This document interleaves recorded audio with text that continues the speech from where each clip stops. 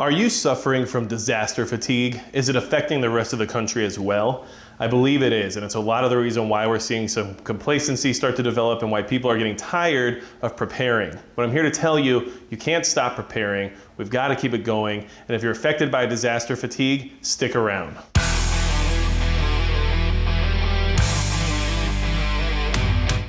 Hey everybody, it's Magic Prepper, and today we're going to talk about disaster fatigue in America. Disaster fatigue is basically an overwhelming feeling that so many things are going wrong in the world that you just can't get ahead, and you start to get annoyed or over the fact that bad things are happening. It puts a lot of people in a bad mind state. It affects a lot of people's anxieties. It affects depression. But the main thing it affects that I'm concerned about and that you should also be concerned about is lack of motivation. The lack of motivation to continue to prepare for these emergency events, because at a certain point when they keep stacking on top of each other and we keep saying, well, now this is happening and now this is happening and now this is happening, people tend to stop caring and they stop preparing. It's an issue that everyone suffers from. Disaster fatigue is what they call it, but a lot of times we can refer to it as something else, like let's say restriction fatigue, being tired of being locked in your home. Is disaster fatigue or is it restriction fatigue? Being tired of being told what you can or can't do. That's not necessarily disaster fatigue, is it? But it's being lumped into that one category because everything right now is considered a disaster. And what they've been doing, if you haven't noticed, is slow rolling this information out through the mainstream media to continually give us more things to be concerned about and upset about. So it started off with all the events back in early January that led a lot of people to believe that WW3 was on the way, and then it just slowly turned into the pandemic. Then they started talking about murder hornets, then they started talking about this and that, and it just keeps going. And it's an issue that makes a lot of people feel like they're defeated. It makes a lot of people feel like they can't do anything about their circumstance. And for a lot of people, especially in the preparedness community, it almost pumps the brakes on their ability to continually prepare. And that overwhelming feeling that you're not able to stay ahead of your preps and you're not able to keep up with all the disasters that keep happening is something that's shared by a lot of people. And if it's something you've experienced or you've at least met somebody who suffers from disaster fatigue, hit the subscribe button below, because one thing we want to do is try to keep everybody motivated and keep you moving forward with everything that's going on right now. We all heard about the recent dam break up in Michigan. Midland County is under a state of emergency. A lot of terrible things have happened up there due to this flooding, and a lot of livelihoods and a lot of homes and a lot of people's lives in general have been ruined due to that situation. And because of disaster fatigue, a lot of people might not look at that and think of it as being a huge deal. A lot of people are going to just glaze over it at this point because it's just one more thing on the list of disasters that has been happening. But I'm sure everybody over in Midland County, Michigan right now are wishing that they had maybe a little bit more time to prepare for such an event, or maybe they had some more supplies put together in case something like this happened, or maybe they had a better understanding of what was going to go wrong when it came to the dams around their county. And unfortunately, when it comes to the people who are in charge of maintaining our infrastructure and everything else, everyone's been so distracted by other disasters that are out there that they haven't taken care of what they're supposed to be taking care of. That dam was marked as not being safe since 2018. So in the last 2 years, including months of lockdown where no one's been allowed to do anything, maybe the best time of our entire modern history to repair things that are used on a regular basis, nothing was done. And is that because of disaster fatigue? Is it because even the people in charge of making sure these things are taken care of aren't able to uphold their duties thanks to the fact that they're overwhelmed with all the disasters that are going on currently? Or is it because people are only focused on what they think is important at the time? And a lot of it's probably that. So if you suffer from disaster fatigue, or you know anybody else who does, make sure to help keep motivating those people. Say, look, I know it sounds crazy, but there's a lot of stuff going on that's out of our control right now, and all we can do is do our best to try to stay in front of it, right? So let's just keep preparing. Let's make things happen. Let's go out to the store, buy some more food. Let's go get some more ammo. Let's go buy some more supplies for our garden. Let's do what we need to do to kind of stay ahead of the curve, you know? I know it seems overwhelming, and I know it seems like there's not much we can do about it, but there is things we can do about it. And let's not get tired of preparing, you know? Have that conversation with your friends. Make sure they understand that, yes, it's okay to be kind of sick and tired of everything going on. Yes, it's okay to be tired of being under lockdown. Of course, a lot of people have definitely taken to the streets and let the people who have instituted those lockdowns know that this isn't going to fly anymore. And is that disaster fatigue? I don't think so. I think there's better words for it. But either way, if it's going to be labeled disaster fatigue, fine, whatever. But people have to get back to doing what they do best, and that's preparing, and that's moving forward and progressing, because that's what we have to do. All of us as individuals have to keep moving forward. And if disaster fatigue is going to affect you on that level, imagine what it's going to do to everyone else in the country.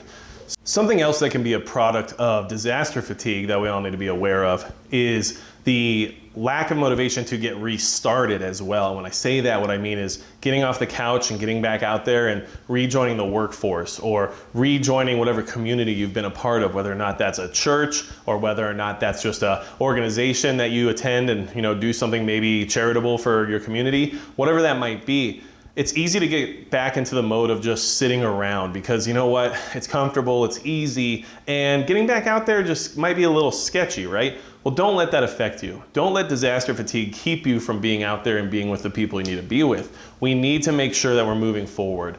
And as preppers and as people who are worried about SHTF scenarios, it's very important that we don't get comfortable. Don't get comfortable. So we just need to keep preparing. Don't let disaster fatigue affect you in a way that is affecting a lot of people. And make sure if you know anyone who's affected by it, that you're doing your best to help that person. I think we can all see that every day on the news, there's some other incident going on. We can't even keep up. In fact, sometimes I hear more about what's going on in the news from other people on YouTube than I actually do from reading the news, because the stories are buried so quickly that we don't even have a chance to see them or read them before they're gone. And that's why disaster fatigue exists. It's because you can't even keep up. So don't try to.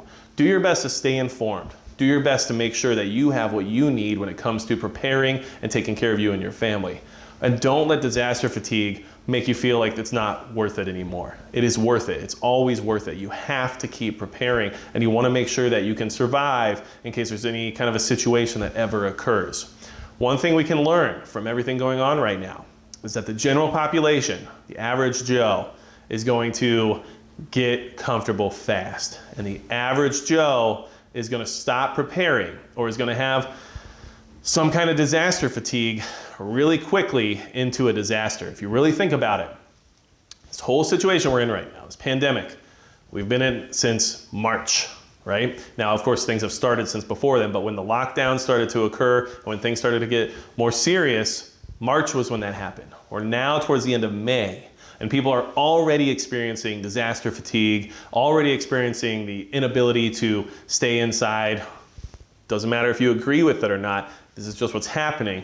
They're experiencing the inability to stay inside, the inability to wear PPE, the inability to care about the restrictions that are being put into place.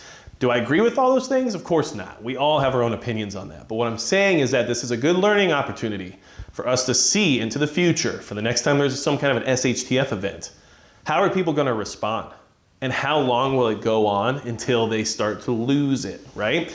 And you can imagine that we've been in this for about 2.5 months now. And in 2.5 months' time, people went from being okay with the idea of staying at home and really only going out to get necessary supplies to showing up to state capitals fully armed and ready to let everyone know why they're not going to go back inside. And you know what? Power to the people who feel they have to voice their opinion that way, because do what you feel you need to do is best for you.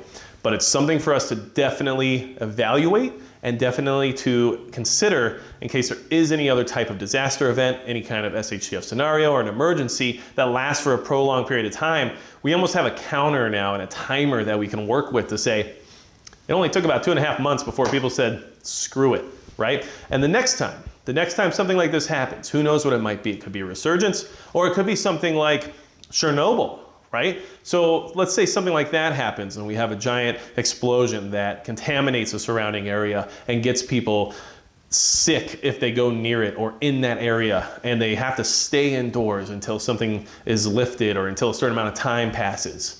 Well, there might only be about 2.5 months before those people say, I don't care anymore. And you know what? Boom, there you have it, super space mutants. It happens, trust me. But what I'm saying is this has been an interesting thing to keep an eye on, because disaster fatigue can affect anyone. It can be overwhelming.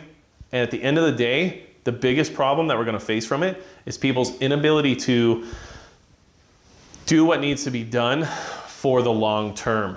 And we all knew this was an issue as preppers. It's why a lot of our models in the country say that if the grid goes down, 90% of the population could perish within 6 months, not even a year. It wouldn't take very long at all for everyone to just lose it. And this situation has shown us that the patience is there, but only for a limited amount of time. So, that being said, disaster fatigue. Don't let it overwhelm you. Get back to preparing, stay on top of your preps, and if you have anything to say about disaster fatigue, leave a comment below. We all know the mainstream media is the biggest perpetrators of this disaster fatigue, the never-stopping onslaught of everything is going down. Either way, you still have to stay informed, and you still have to stay prepared. Make sure your friends and family that are suffering from disaster fatigue or maybe can't handle keeping up with the curve at this point, make sure you're there for them and you try to help those people get out of that ditch, because it's not the easiest thing to do in the world, okay? So, without anything else to say about disaster fatigue in America and what we need to do and think about when it comes to its existence, that's it for Magic Prep.